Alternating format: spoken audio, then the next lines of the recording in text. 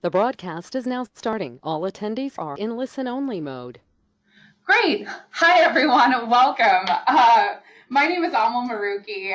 Thank you so much for being here for the Demystifying the Awards broadcast. So happy to have you here. We're going to get started and get right into it. My name is Amal Maruki. I am the Director of Legislative Affairs for AIA Pennsylvania. I'm also the co-chair of the Design Awards committee. In the office with me is Olivia Perry. She is our manager of communications, and she will be helping me guide you through this webinar. I want to thank all of you for attending. Thank you for being here, and also thank you for participating in the design awards at the local, state, and national levels. These design awards really serve to showcase the important and beautiful and socially conscious things that architects do and showcase them to a broader audience. So I want to thank you for being here. I want to thank our awards chair, Bob Kelly. I want to thank our past jury chair, Reed Kroloff, for being here, and our sponsor, Burke, Cromer, and Cremonese, for sponsoring this event, and you will hear more from them in a little bit. So without further ado, let's get into this. Our agenda for today is going to be introductions, a message from our sponsor, a really quick rundown of the 2018 AIA Pennsylvania submission and jury process. Then Reed is going to talk a little bit about best practices and worst practices from his experience as a juror. And then we are going to look at examples of award-winning submissions. And finally, we will end with questions and answers. I see that some of you are using the chat box and the question box. If you're having any AV issues, please be sure to use that. And please save all your questions for the end. We will answer them all at the end, but please feel free to write them in the question box as you have them. So without any further ado, is everyone still having audio issues?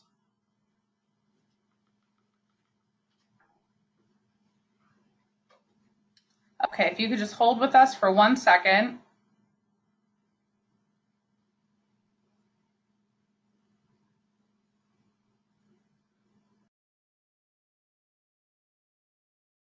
Including mergers and acquisitions. Mr. Cremonese is an active member of the Pittsburgh chapter of the AIA, where he frequently presents seminars related to construction law. He has also served 3 years on the March of Dimes Transportation, Building, and Construction Awards Luncheon Committee. So without further ado, we'll pass it over to Mike to give you a little bit more details on what his firm does. Good morning, everyone. This is Mike Cremonese. Thank you. I appreciate the opportunity to sponsor AIA Pennsylvania. For the last 10 years or so, I have been counsel for AIA Pittsburgh. 5 years ago today, I had gone to work in the morning at my old firm and was moving boxes. Then in the afternoon to start Burke, Cromer, Cremonese. So we're celebrating our 5th year anniversary, and in that time, and since 2000, when I started practicing law, I have represented architects and engineers.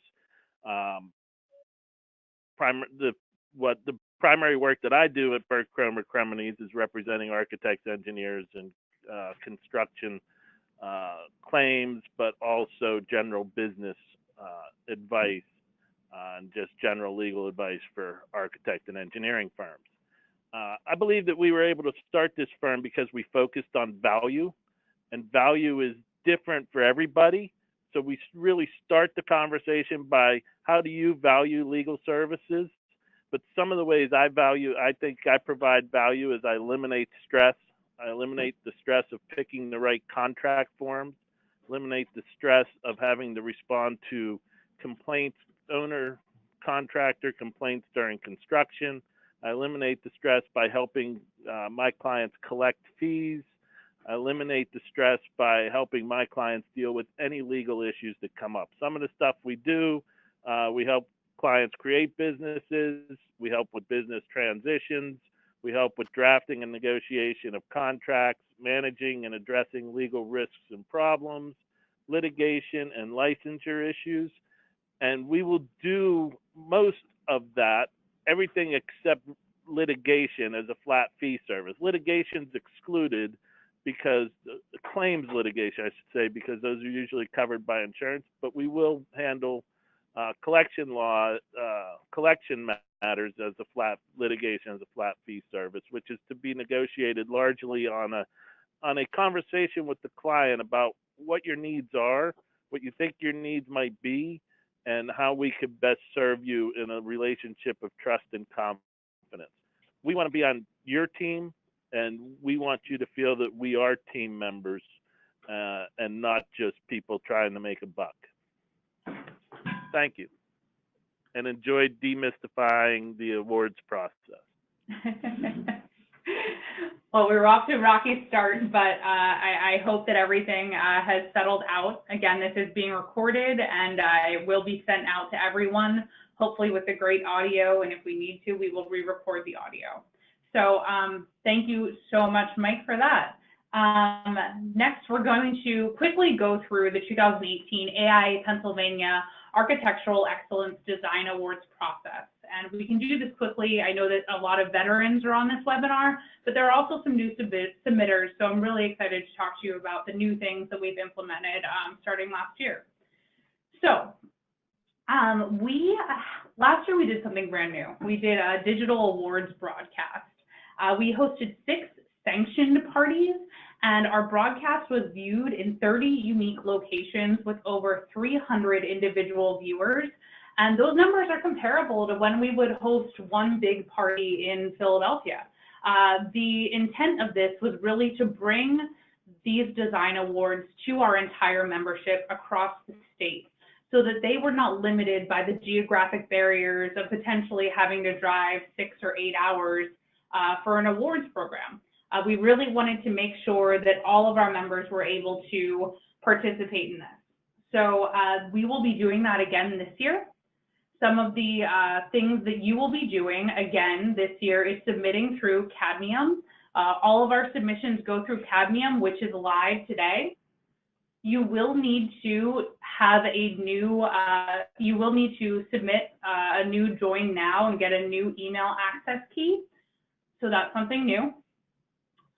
We will be doing a broadcast again, like I mentioned, and if you have not had the opportunity to view the 2017 broadcast, I hope that you do take the time to do that. You can find it on our website, aiapa.org, under What We Do and Awards. And here are just a couple clips from that broadcast. The event was not quite trending, but it was trending for us. Last year during the broadcast. We had lots of social media from our pop-up parties and from proud parents. So this is really an opportunity to engage your local chapter, invite colleagues, legislators, clients, and the public to see what everybody in the organization does. The other tangible takeaway that our award winners will receive, as they did last year, is they will be featured in our recipient gallery. They will also receive all of the video clips and juror comments to use in their firm marketing materials. Want to talk about deadlines a little bit. Our submission deadline is September 14th this year, which is a little later than it was last year. Our jury date is going to be October 4th in Chicago, and our awards broadcast and pop-up parties are going to be November 15th. Our 2008 jury is from Chicago, like I said, and I'm very excited about it.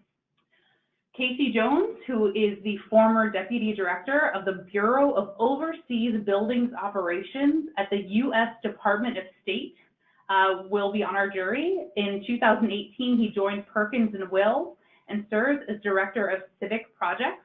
He was recently featured in Architect Magazine. It's a great article, and I hope that you check it out. Secondly is Carol Ross Barney.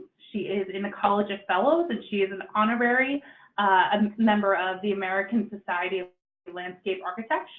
She's the principal at Ross Barney Architects and was featured in Metropolis Magazine earlier this year. For our jury process, again, this is something that we really wanted to demystify. We have our submission deadline. We vet the submissions to make sure that all of the members are AIA Pennsylvania members, And if, in the case of multi-firm offices, we want to make sure that the Pennsylvania firm is the one that has design authorship over the project. The jury has access to the digital submissions for about a week prior to an in-person review. And we do that review process in person, and we have 3 rounds. One's a rapid pace, we make cuts. Second, we spend more time and look at the projects that really interested the jury, and this is when we might start to listen to those MP3 files as we're looking at submissions that I think Reed might talk a little bit more about. And then the third is final review, cuts, and awards.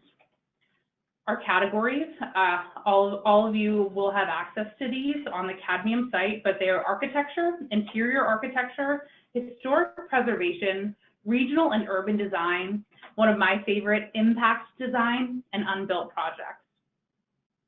The awards that we give out are silver medals, bronze awards, and honor awards. Again, our pop-up parties will be on November 15th. We will have pop-up parties across the state. We already have 5 chapters interested in hosting parties, but if your firm is interested in throwing a party, really getting the members of your firms engaged, the emerging professionals, your clients, you are able to do that, and we are here to help you. So with that said, I am going to pass this on to Bob Kelly to introduce Reed Kroloff. Okay, thanks, Amal. Can everyone hear me? I'm going to do a little sound check here. You can hear me, Amal? Yep. Okay. Reed, can you hear? Yes, I can. Okay, great, because Reed and I have been communicating back and forth, and we're not sure whether we were online. Okay, I'm going to call a bit of an audible here. We had scheduled about 10 or 15 minutes for questions at the end. Because Reed has a hard cutoff, he's got to head out to O'Hare Airport to meet with a client for exactly at 11 o'clock. I want everybody to submit their questions, and they will be answered in follow-up calls. If we run short on Reed's presentation, basically I'm pushing the questions to a follow-up written replies. Okay. Hey, Reed, we're really happy to have you fulfill your commitment to AIAPA in this follow-up review of last year's projects. For people who don't know, Reed has built a really unique consultancy, and I assume that's where he's going today, where he matches up clients with some of the most prestigious projects in the country with architectural teams. And you may want to reach out to him sometime and ask him the details on that. Previous to this, he was editor-in-chief of Architecture magazine. He was dean of architecture at Tulane, and he was head of design, the design department. I think I got that right, Reed, at Cranbrook. I sort of beat up on him yesterday because he also has a not so regular, for my liking, design column in the New York Times, which you ought to reach back and see some of his writings there. Finally, Reed has a very coveted TED Talk and has spoken, I think, on several occasions at the Aspen Design Conference. So with that said, Reed, I'm turning it over to you, and I think we have enough time left to get through your presentation and maybe a couple of questions. So thank you. It's my pleasure. Thank you, and I'm happy to be a part of this. And I was particularly pleased to be a part of the Architectural Excellence Design Awards last year, which took place in Washington, D.C. And we'll be looking at a few of the projects that were submitted to that program. I've been involved in truly dozens of award programs for AIA over the years, and I have to say that this is absolutely at the top of the list the way it's run. Very innovative program, ranging from categories of awards that we particularly liked, such as the Social Impact Awards, to some of the things you just heard this morning, the multiple parties across the state, this seminar that we're doing right now, a very carefully curated jury process. All in all, it's really truly one of the stronger awards programs in the country, and thus it was a particular pleasure to be a part of it. So thank you, Bob. Thank you, Almond, thanks everybody else on the team at AIA Pennsylvania. I've been asked today to give you a few insights into what juries look for in design awards, and I'm happy to do that. I've got a couple of lists to run through very quickly, and then we'll look at a couple of projects, and maybe we'll even shorten the project review and take more questions. But whatever Bob thinks is the right thing, Bob and Alma think are the right things to do. That sounds good.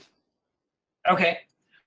And the first thing I would say is that all juries are different, and that you can't try and predict a jury, and you shouldn't. You'll hear me say that again in a minute. They all have their own structures based on who's in them and their own particular interest areas. But one thing that they really all do in common is try and follow the rules and the program put together by the institution running the awards program. And AIA Pennsylvania has had very nice, clear, easy to work with categories. They were broad enough, but they were not so broad as to be sloppy. And they thus allowed the jury to structure itself with some very clear rules for operating and to move forward through a pretty large number of projects. You all have a very nice, robust, I would say, number of submissions. And like any other jury, it has to move quickly. But because of how well the program was structured, the jury was able to do that successfully. And I think identify what we believe are some really terrific projects that about which AIA Pennsylvania and all practicing architects in Pennsylvania can and should be proud. But having said all that, what are some things a jury typically looks for? And they're not complicated. This shouldn't surprise anybody. I would say the very first thing and most important thing a jury looks for always, no matter what their particular interests are, they look for great design. And it's not like the Supreme Court test for pornography. You can't describe it, but you know it when you see it. That may be a piece of it, but there are things that we can always evaluate: how well a project fulfills its program, how well it pays attention to good structural systems, good mechanical systems, good material uses, all of the things that you would do as an architect, how you pay attention to the site, your client, the various issues that go into the input that make up great design. But also at some point there's some ineffable things like, is it just beautiful? Is it responsive? Does it elevate the senses? Does it leave the place where it exists better than when it got there? Or at the very least, does it do no harm? These are things that every jury looks for. The jury also looks for clean, elegant graphics. Juries tend to not like overly busy or fussy project submissions, things that are freighted down with too much in the graphics department. The graphics should support the design, not the other way around. The graphics should help captivate a viewer's attention. Rather than being about graphics, they need to be about the projects. And then finally, to that end, are also supplemental text. What you submit as writing needs to be helpful and expressive. I'm going to talk about this a little bit further. Everything, in other words, the graphics and the content supporting the great design that's submitted.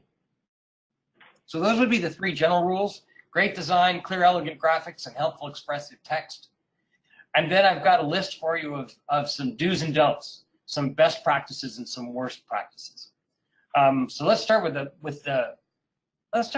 worst practices, and we'll end with the best practices. So here are your don'ts. Don't submit weak design and be disappointed when it doesn't win. If you've got a weak project, don't send it in just to send it in. Choose the best work you've got to send it in. Don't just send everything you've got. Choose the things that you think are really exceptional and show your firm off to its best advantage. These are not in any particular order. Number 2, don't editorialize in your text. Don't tell the jury what you think is excellent in the project. That's their job, is to determine what's excellent. Tell them the facts about your project. Tell them your intentions about the project. Tell them what the project tried to do, but don't tell them you think a project is good.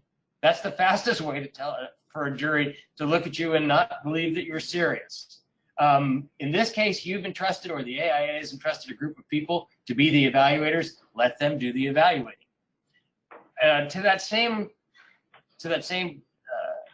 goal, don't sell or don't oversell your project. Let the architecture do the selling. Don't rely on the text to sell it for you. Descriptions never made a great building. Architects make great buildings. Number 4, don't write a text, don't write a book. The jury doesn't have time to read it. Juries look at, in this case, we looked at hundreds of projects in one day. And so your language, your text has to be really, really effective, very, very tight and brief, because very little of it is going to be read. Don't let your text overwhelm your photography. Oftentimes that happens when people put a massive text directly on top of a picture. Sometimes you can put text over photos and it can be, the graphics can work, but oftentimes we've seen just a kind of random overshooting of large headlines with screaming italics over a photograph of a building, and it doesn't do anything to show off the building. It shows a lot about the text though. Let's see, 1, 2, 3, 4, 5. Number 6. Don't let the graphics overwhelm the photography either. Far too often, people submit things where there's all kinds of lines and brackets and color bars and doodads and knickknacks all over the photography. And there's so much of that to look at that you forget to look at the photography. And thus you forget to look at the building, or you just find it's interfering with the building. Don't, number 7, don't crowd things visually unless there's a specific reason to do so. Sometimes you want to have 5 or 6 photos providing context, but otherwise don't jam a page full of pictures because it takes away from whatever your larger message might be. Here's one that folks don't often think about. Don't use a graphics template if you're submitting more than one project. Because the jury can start to recognize it. Try and submit multiple projects with multiple graphic templates. That way, everything looks original and new. Number 9, one of my personal things as a magazine editor, don't submit night shots of your buildings unless there's a reason to do it. Generally, night shots make jurors suspicious that you're trying to cover up something in the building, not show something that's not working, or in some other fashion just disguise the reality. If there's a clear representation of the building in bright daylight, then you can show a night shot to show how lovely the building may be. But don't rely on them. They're not the best way of presenting your buildings. Finally, as I said before, don't try and second guess a jury. Don't read jury names in there like Reed curl up and say, oh, he's a magazine editor, he's going to want this. Or or Casey Jones, he's a professional with Perkins and Will. He's going to want to see education buildings. I'm only submitting education buildings this year. Those things will always get you in trouble. Just assume the jury wants to see the best work you've got and that they've got enough professional experience to evaluate lots of different kinds of projects. Okay, let's talk about the do's rather than the don'ts. How about being very careful to critique your submission internally before you submit it? Show it to other people, or maybe put together a critique committee so that folks can tell you what they think is missing or might be improved. Number 2, look at the results of the design program from previous years and learn from them. In other words, look at how people have presented their projects, or from the year that you've entered when they publish them, and they will in some fashion distribute them. Look at those and see what the jury chose. See if you can pick up things that are consistent from project to project. You should submit regularly. You should enter these programs on a regular basis. Not only does it support AIA Pennsylvania, not only does it support architects in the and the dissemination of information about what we do in this profession, but it helps you do better every year in the design awards. Each time you submit, one assumes you're going to get feedback and you're going to get be able to see what others have done that won, and that'll help you. Number 4, provide critical data on the project in easy to access fashion. Make it easy for the jury to find the things that are important. What's the name of the project? Where is it? How big is it? What's the function? There are different awards programs are different. Sometimes they ask you to put that on a piece of paper separately, but if it's part of the submission that's being seen, that's part of your graphics, make sure that the graphics are very clear on that. If you are writing, number 5, if you're writing text, tell an interesting story. Tell the jury something that's going to capture their attention or capture their imagination. Number 6, whatever you tell them, make sure you've edited it so that it's as short as it can be and that only tells what we need and no more than that, because you don't have much more room. If you've written more than a couple hundred words across an 8-page entry, you've written too much. These need to be short and tight. Proofread is number 7. I cannot tell you how many of these awards come in with typos or with misspelled words, and it makes juries very unhappy because it makes it seem like you haven't paid enough attention.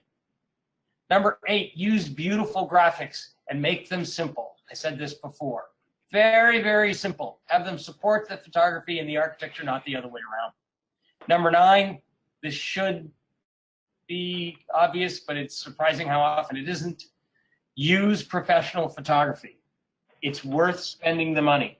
It's amazing how different a professionally photographed project looks compared to one that isn't, unless you are a naturally gifted photographer on your own, which a fair number of architects and designers are. And finally, number 10, let your images do the talking, most of the talking. Not all of it, but let them do most of the talking. This is a visual profession after all. People like to look at pictures. So try and let those photos do the work for you. And there you go. There's 23 separate do's and don'ts and lists of things that should help you create stronger competition entries. Reed, if I might just add 24 or 25, whichever the number was, it was really sad last year, and you took a very hard line with the other jurors on what happened.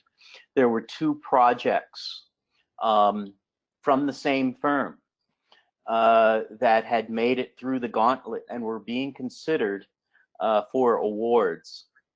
And the jury allowed them to go 2 phases with the firm's name on them because they didn't want to throw them overboard. But when it came down to the final cut, they did not follow the requirements of the submission, and that is double check, triple check that you do not have anything that indicates the firm name on it. It was sad because 2 awards were actually likely passed by for a simple mistake. I think that's a really important thing, Bob. Thanks for bringing that up. You will be disqualified by a jury, even if the state organization doesn't see it, and they do check. And AIA Pennsylvania check very carefully on these. Occasionally, these things slip by. The jury will find it, and you will be disqualified. And there are firms who put their names in on purpose, hoping to curry favor, and there are firms who put their names in just because they forgot, or they're using some sort of boilerplate language, which you should never ever use. Maybe that's number 25, and we'll stop at 25. But those are 2 other good comments. Great. I'm going to actually jump in with a question, Reed, while you're on best and worst practices. We got a question about the best practices and worst practices for the MP3 submissions, and something that I neglected to let everyone know, those will be mandatory this year. We did it optional last year and saw a lot of good MP3s. And so Reed, could you speak to that a little bit? Sure. By MP3, by which you mean the verbal commentary? Yep, the narrative and the pitch. Yeah. This is also something that's maybe unique to AIA Pennsylvania. And at first, I think the jury was a little taken aback because no one had experienced it before. And by the time we were done, everybody loved it. So what I would say about that is there are a couple of things to bear in mind. Whatever you're saying in your MP3, it shouldn't contradict anything that you've written. And there was some of that. And then you just look like you don't know what you're doing. Number two, you should try and make sure that you don't repeat yourself too much from one to the other. Make every word count, whether it's verbal or whether it's written. Make sure that you're getting everything you can. Each one of these is an opportunity to talk to the jury. Don't waste it by doubling up on the same thing. Number three, don't sell. Don't sell, inspire. And there's a difference. And I think almost all of us know the difference. You should not come off like you're trying to sell a car. You should come off in these kinds of all of your language as inspiring people to understand and appreciate the work that you're presenting. Great. Thank you. You're welcome. So we do have some submissions, some best practices that we could go through. Reed, I don't know if you want to do that now, or we could open it up for questions. We do have about 20 minutes left, 19, because it is a hard stop. So how do you feel about getting into some of these submissions? Why don't we go through two of them? Okay. And then we'll stop. And let's look at I don't know what order they're in, but let's make sure that each of them is from a different firm. Okay. So great. maybe one of the design awards and one of the awards for one of the socially conscious awards. Great. Let's do that. And in the meantime, if you have any questions, you can start typing them into the questions box, and we will start prioritizing those.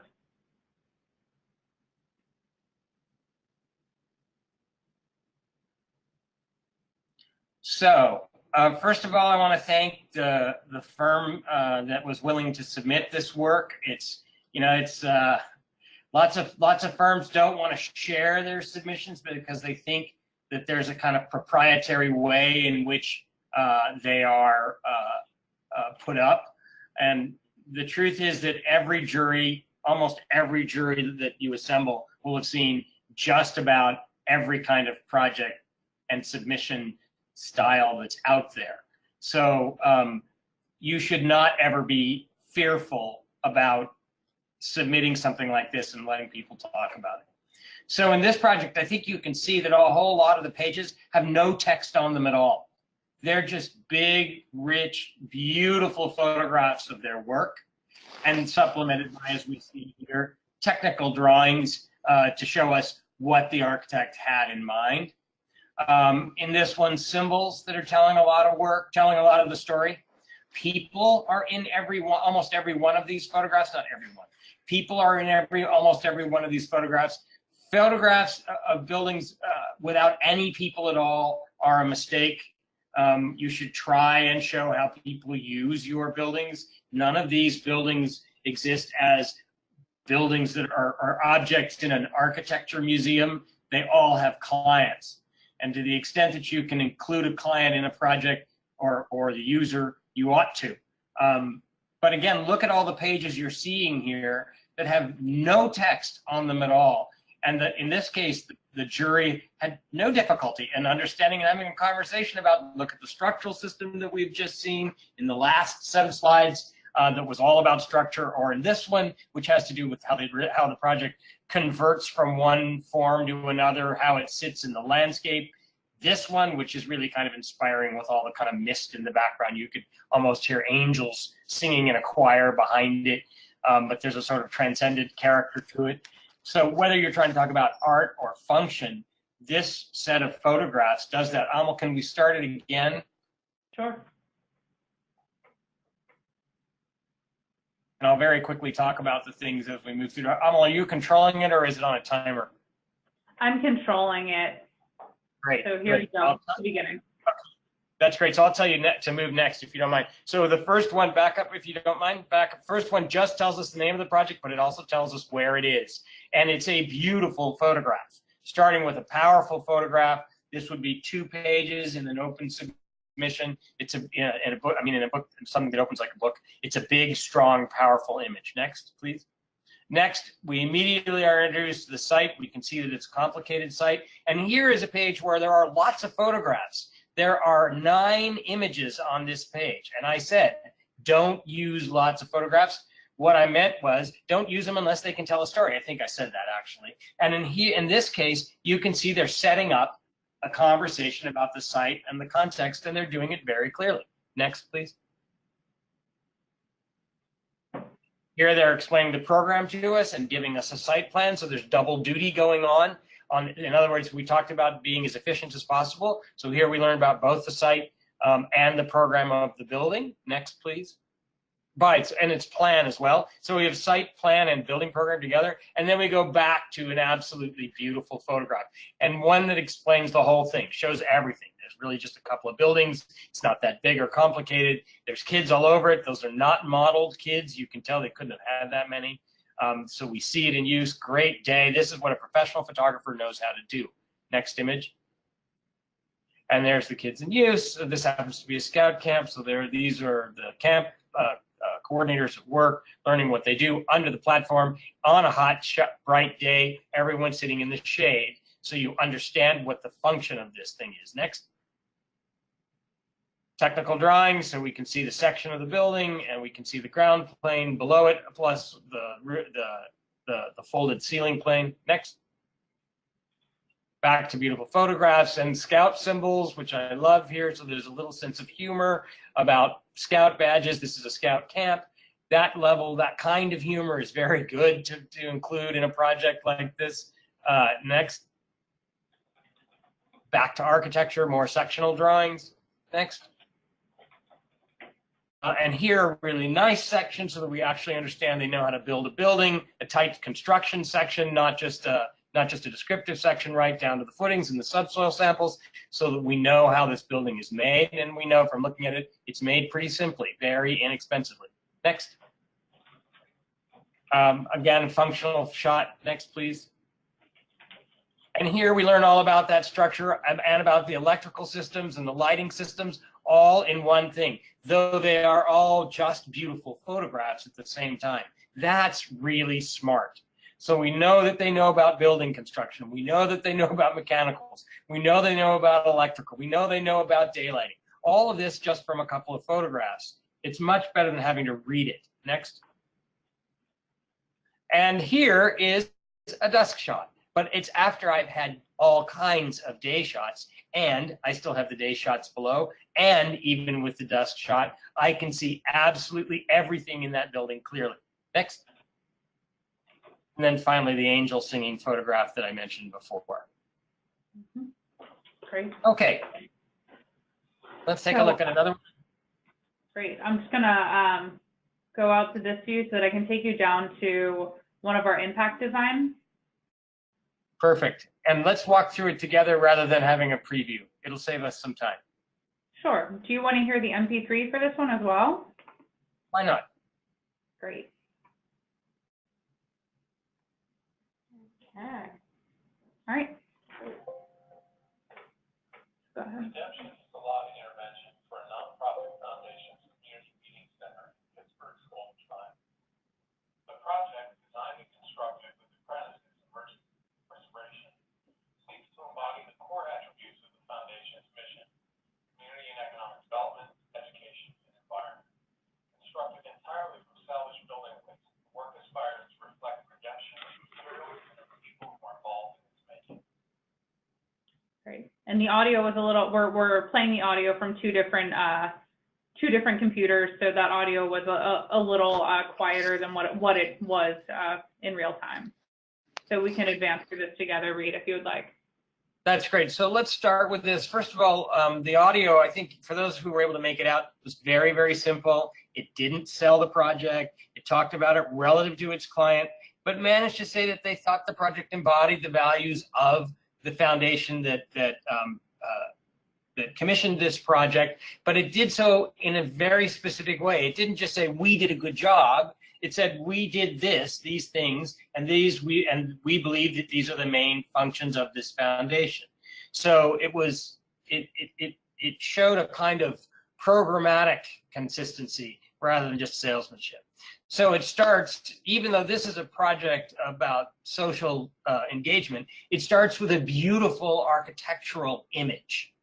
And one where that image alone, with the name Redemption, a wall that unites, it almost tells the whole story. We know it's about a wall. We can see it's beautiful. We don't know how it's made yet, but every architect is going to be very excited about a project with this much sort of graphic character. It's a smart starting image. Next.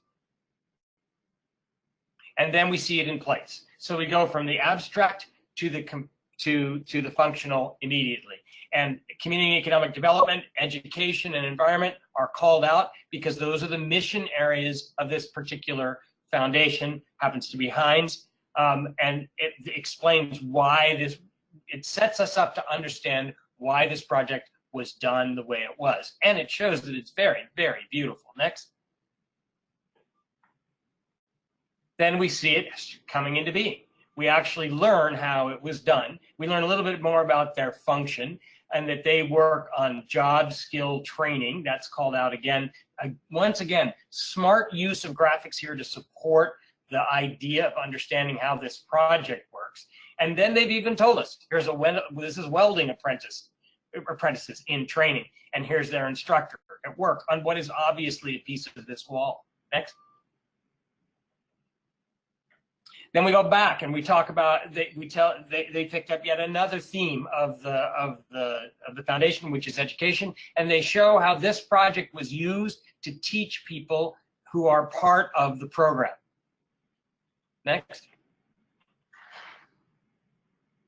I don't know who did their photography, but they did fantastic photography. This talks about environment, and here we see it as a piece of the environment, even though it would never exist this way. They're building a wall. There's a guy actually standing on it. It's on the ground. But if you read it, you'll learn that everything here was repurposed or recycled, which again, they've highlighted, right? And look at how little text is on that page. 2 sentences, maybe 3 sentences. That's all.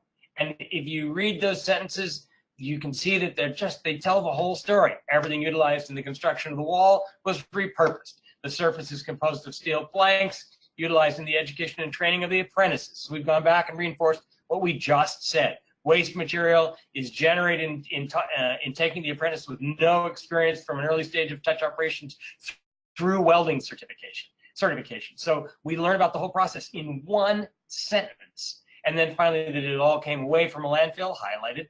And here we are standing on it. Next. This shows how it was part of a larger system and all the pieces and components that were part of it. Next. Here's the architectural drawing to show how it went together, beautifully rendered in an axonometric fashion that shows us all of the pieces and how really simple it actually is, which of course when you're teaching somebody is important. And then big details at the bottom. Are little photographs of blown up sections of the wall so we can actually see how it works. A beautifully composed page. Next.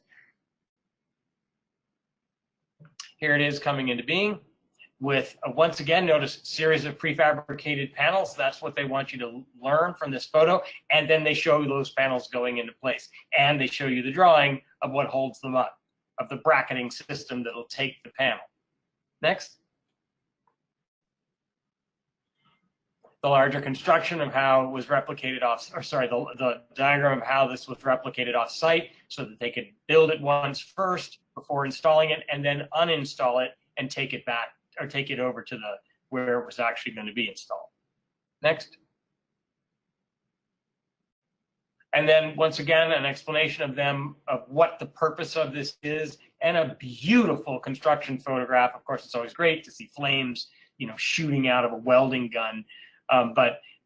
Or soldering iron or any of those kinds of tools. That's always very dramatic. And then here, beautifully displayed in a kind of brick, in an old brick building. There's a lot for architects to like in a photograph like this. The project itself and the environment in which it exists, and the models and the background and everything that says there are architects at work here. Next. And then finally, the details showing that this is actually something that has to do with fine craft, not just bang and clang construction technology. Next. And then the supplemental things that went with it, the house, the millwork, each of the pieces of the other installations that are tied to the original piece, though they don't necessarily exist with it. Next. And then we're left with a chance for redemption. What more could you want? So all in all, a beautifully minimally rendered project that meets all of the rules that we discussed before, and I think beautifully explains the project. Thank you so much. We have 5 minutes left, so if you have questions, now's the time to type those into the questions box. We did have one regarding the money shot, the best picture, and this is probably personal preference, but would you recommend the money shot goes at the beginning or at the end? In other words, during quick cuts at the jury process, do you even get to the last page of the submission? So should it go at the beginning or should it go at the end? The answer is yes. It should go in the beginning and the end. You should start strong and you should end strong. And yes, the jury looks at all the photographs. The jury goes through every page. But starting with something that catches their attention, it doesn't have to be the money shot, but it does need to catch their attention. A money shot is perfectly good, but it could also just be a question. I mean, there are a lot of things you could do to catch the jury's attention. But a great, beautiful piece of architecture, that's a pretty good way to start. And never end weak. Always end with something strong. It doesn't have to be the big, full building again or object. It could be a detail. It could be all kinds of things, but it has to be one of those mouth-watering images or one that just draws tears, something that really makes the jury stop. I've got a question, Reed. Having done this, run numerous juries over the past years, there's a consistent theme that always tends to surprise me. The two projects that you chose, or two of the projects that you just went over that you chose to talk about, were conspicuously modest. Can you comment on that? You know, how a jury, would be attracted to such modest projects as opposed to, a new city in Abu Dhabi or something like that? Sure. Often people are afraid to submit small projects because they don't think they're going to be taken seriously compared to the city in Abu Dhabi. But the truth is that most architects work better at a small scale. Often they struggle to translate ideas to a larger palette. And so you get a lot of work that's very mediocre, that's big, and every now and again you get a jewel like that little wall, and it's like being given a piece of candy. So I would encourage people to look at projects of every scale. It doesn't mean that everything small the things that are small get preference, but it does mean that things that are high quality get preference, and often architects can do really high quality small projects with a great level of success. So by all means, include them. Our juries are not generally impressed with size for size only. That very, very rarely impresses someone. I was on a jury last year with a project, an enormous new public headquarters for a big corporation. And this was in millions of square feet, in multiple buildings on a large site, and very competently done. But the jury spent most of its time talking about what a waste of resources the buildings were because of how they were spread out on the site, and never really talked very much about whether the architecture was good. They were just appalled at at how wanton the environmental consumption by this client was, and the project fell by the wayside. Great.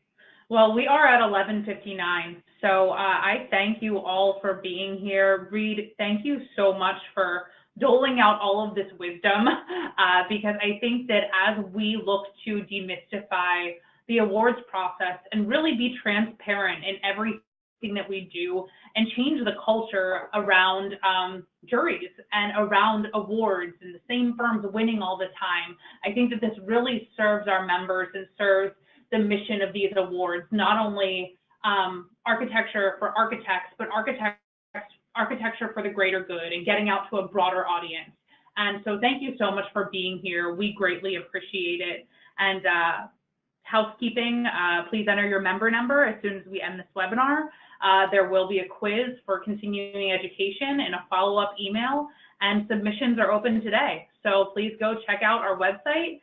And if you have any questions, please get in touch with me. And if there's anything that comes up after we end this webinar, any question that you would like to have answered, get it to me, Amal Maruki, and I will be sure to get you an answer. So again, thank you so much, everyone, for participating. We greatly appreciate it. Without further ado, I will end this webinar, and thank you to our sponsors, Burke, Cromer, and Cremonese. Thank you to Reed for taking the time to be here and do this. And thank you to Bob and our entire Design Awards committee for all the work that they do. And we look forward to seeing all of your great submissions this year. Let me know if you want to throw a pop-up party. Thanks, and have a great afternoon.